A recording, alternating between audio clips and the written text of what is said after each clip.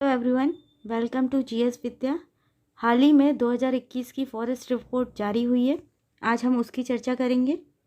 तो देखिए, जो अपने पर्यावरण मंत्री हैं, कौन है? भूपेंद्र यादव जी। ठीक है, उन्होंने ये रिपोर्ट जारी की है। ये द्विवार्षिक रिपोर्ट होती है, जिसे बाइनियल बोलते हैं। इसका मतलब होता है 2 साल में एक बार पब्लिश्ड होती है। ठीक, और ये इसका 17वां एडिशन है। ठीक, ये 17वीं रिपोर्ट है। और इस रिपोर्ट का डेटा कौन तैयार करता है? Forest survey of India. ठीक है, भारतीय वन सर्वेक्षण। ठीक, इसके अंदर किस किस चीज़ का डेटा होता है? इसके अंदर फॉरेस्ट और ट्री कवर एरिया, वृक्ष और वन आवरण क्षेत्र। इसके अलावा इसके अंतर्गत बम्बूज इंक्लूड होते हैं। ठीक है, कार्बन स्टॉक इंक्लूड होता है, फायर ऑफ फॉरेस्ट इंक्लूड होती है। इस सब का एक साथ डेटा निकाला जाता है। उस रिपोर्ट को बोलते हैं Indian state of forest report, ISFR।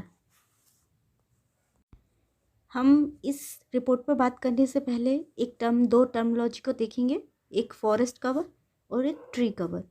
Forest cover क्या होता है?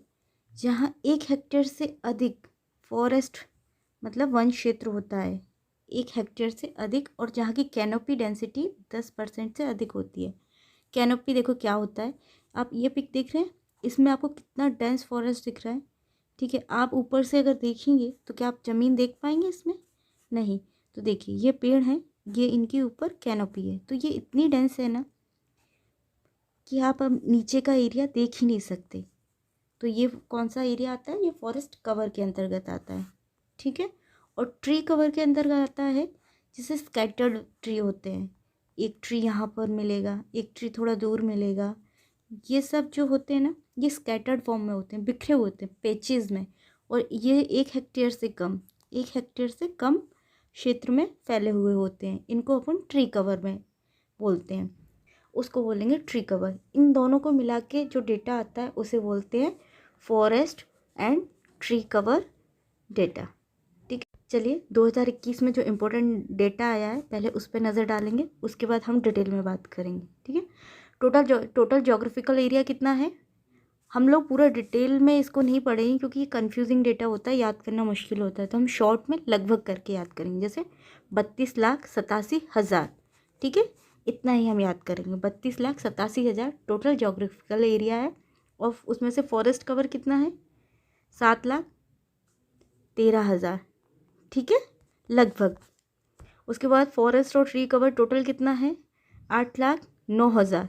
ठीक है, और अगर टोटल परसेंटेज में देखेंगे तो 24,062%, 24.6262% अपना total forest and tree cover percentage में। ठीक है, और मैनग्रोव्स कितना रहा है इस बार? 4,992 स्क्वायर किलोमीटर।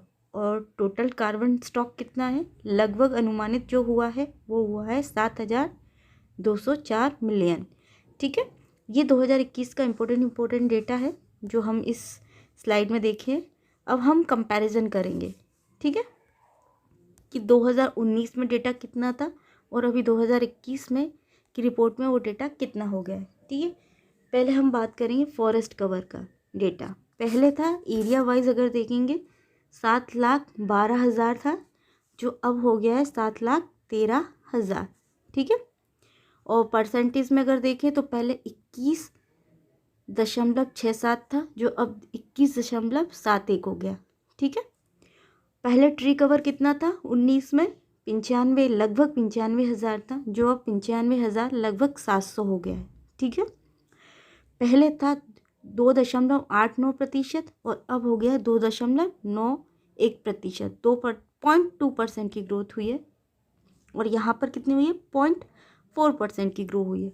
और टोटल फॉरेस्ट और ट्री कवर एरिया पहले कितना था? 2019 में था 8,07,000, जो अब हो गया है 8,09,000 अराउंड।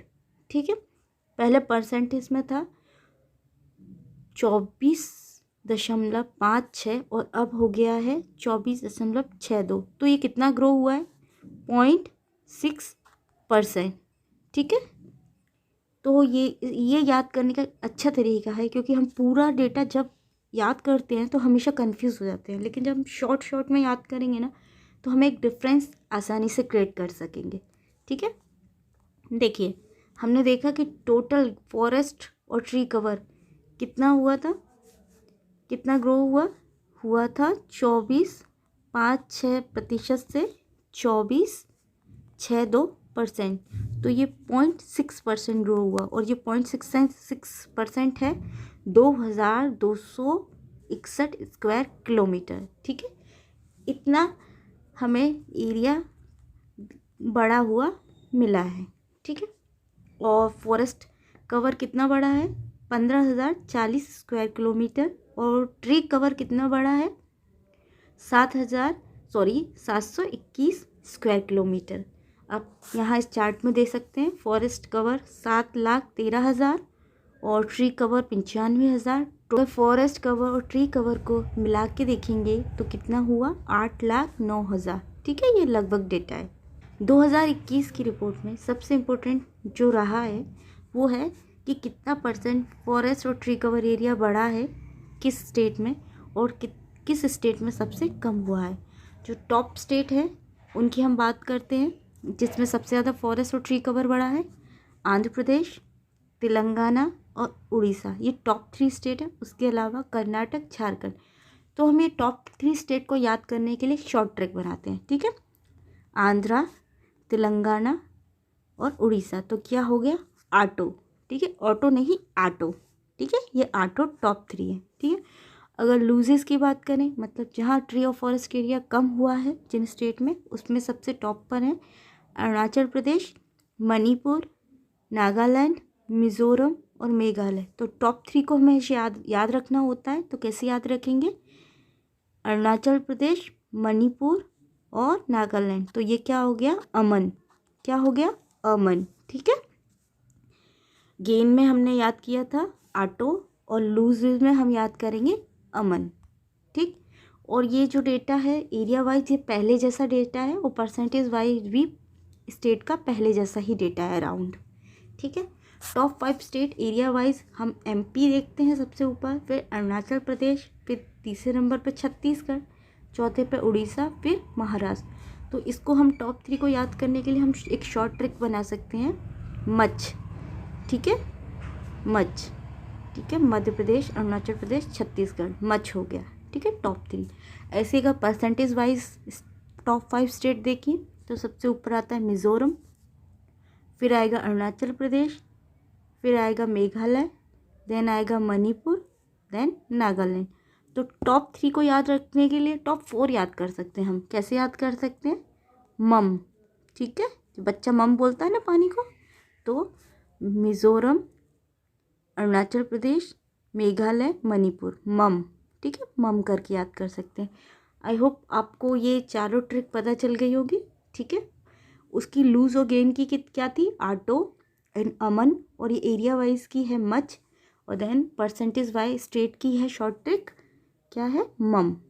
ठीक, ये याद रखिएगा, आपके लिए बहुत ज़रूरी है।